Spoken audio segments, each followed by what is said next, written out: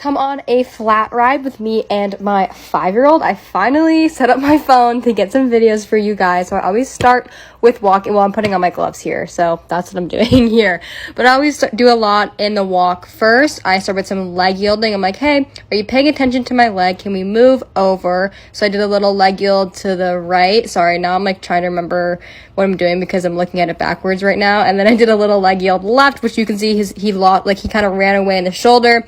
Wasn't really stepping underneath himself with the left hind. So I was like, hey, slow your roll there and use your left hind. That's the whole point is he's engaging. Then I played with the little haunches in here. These voiceovers are hard. Sorry. I'm doing my best. Again, I did this one. I'm like, hey, use your left hind. Push off the left hind. I'm not really so concerned about where his head is. He doesn't need to be in a perfect position with his head. I just want him to use his hind leg properly and engage it. So here I'm like, this was the best one he did. It was like left hind. Okay, his shoulder also ran a little bit there. This is his struggle when we do anything tracking left is he kind of bulges his right shoulder and kind of fake bends. He's not really bending through his body, but he's like bending through his neck and then throwing the right shoulder. So you can see I have to correct him a lot. This was a little better. I played with the little haunches in both ways. I'm just starting to introduce that slowly to him. And then I think I'm trotting now. Oh no, I'm just asking him to kind of come together in the walk, have a nice little working walk, inviting him into the connection before we go to trot, making sure he's in front of my leg. Then I start with a nice little working trot, and then I realized my stirrups were a little too long, so I had to put them up a hole. I ride short, I know I do, which doesn't help me because he has such a big barrel that I can't really wrap my leg around him. But anyway, so I'm just in the working trot here. I'm just like, hey, trot forward, like let's kind of get warmed up in the trot, do a little change of direction. I know one thing that I struggle with him is collapsing my upper body because I'm like fighting for my life sometimes, and so I'm always reminding myself like sit up, especially in the trot. The canter's a little bit better, but yeah, we're just in the working trot, nice and connected. He's in front of my leg, which is always the goal here. A lot of changes of direction, circle, stuff like that before I start to collect. I think I'm sitting the trot. Yeah, I'm sitting the trot, asking him to collect a little bit, working on that adjustability, but I still want him to stay uphill. I want him to stay light. He came a bit above the vertical there, no big deal as we're changing direction. I still want it to be energetic and active. It's not lazy. He's still in front of my leg. And then I think I'm still in the sitting trot. Yeah. So it's a very working movement, and he's active and he's using his hind end. Then I did a couple transitions. He went above the vertical there. Not a huge deal. This transition I didn't love to the walk because he didn't really push off his hind end. He kind of just like hopped up in the front. See, didn't love that. So I did it again. Again, not super worried about where his head is. This was better, more balance in the transition. Oh, and then I'm in canter. So I always start with a little bit of collected canter before I start pushing him for a little bigger canter too, because I want to be able to go forward. Oh, my phone dropped. Anyway, picked it back up. Okay, back to the collected canter, and then I asked him to go forward in the canter. I don't know if I put that in. Oh, he almost broke there. I didn't have enough leg. That was my fault.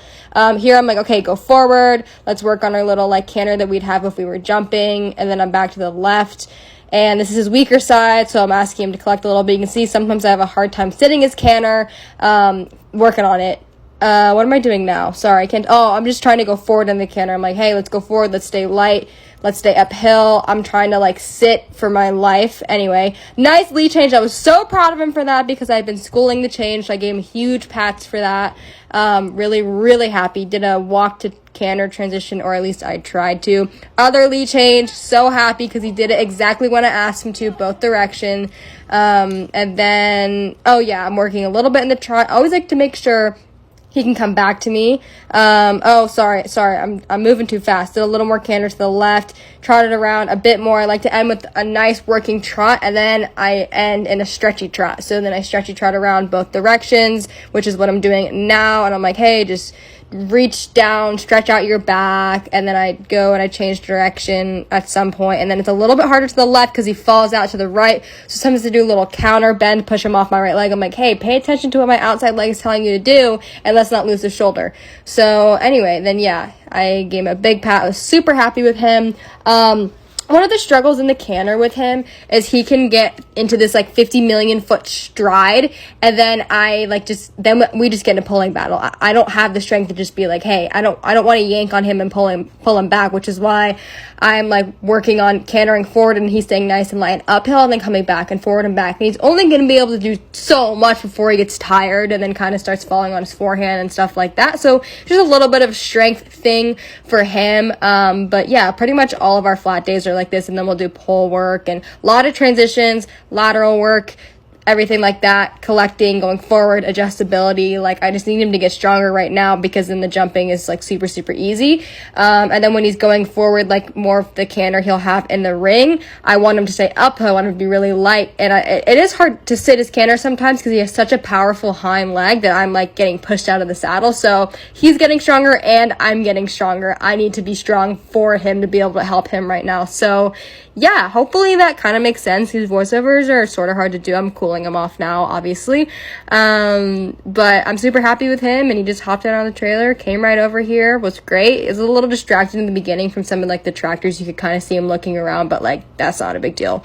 Whatever. So yeah, then I hopped off, gave him a lot of pats, loosened my girth, even though like I was about to rip my saddle off, but I always do that. And sorry I didn't get all the best angles, but it is what it is. Lots of pats. I was super happy with him. And then tomorrow I'll probably do some pole work and then maybe jump him a little bit on Friday. We'll see. But yeah, thanks for watching.